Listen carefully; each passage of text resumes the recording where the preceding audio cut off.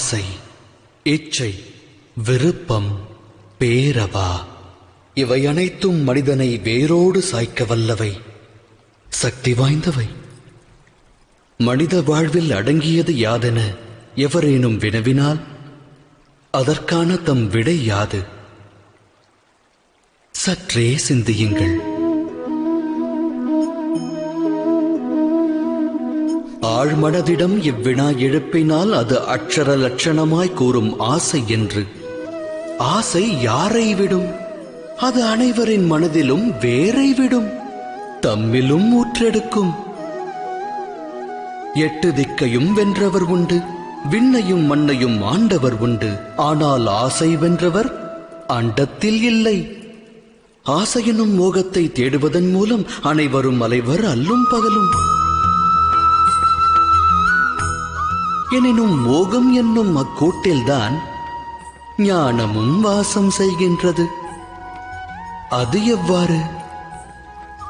துளிர்விடும் மானிட ஆசைகளுக்கு பக்குவம் அளிக்க ஞானம் என்னும் ஒளிக்கீற்றானது மானிடனது இதயத்திற்குள் பிரவேசிக்கின்றது. இது மானிட ஆசைகளை எடுத்துரைக்கும் கதையல்ல. இச்சை கொண்ட மனதால் ஒருவர் வாழ்வில் உயர்வு தாழ்வு அடைந்த கதையும் அல்ல. இக்கதையானது இச்சை என்னும் கர்ப்பத்திலிருந்து உதித்தெழுந்த ஞானக் கதை. எனது நாமம் வாசுதேவ கிருஷ்ணன். நான் செல்லவிருக்கும் யாத்திரைக்கு தம்மையும் அழைக்கிறேன்.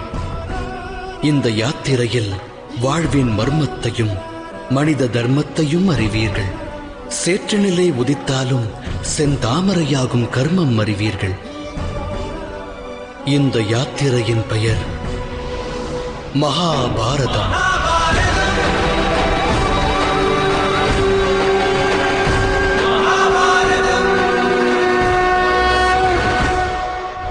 இந்த யாத்திரையில் வாழ்வின் மர்மத்தையும் மனித தர்மத்தையும் அறிவீர்கள்.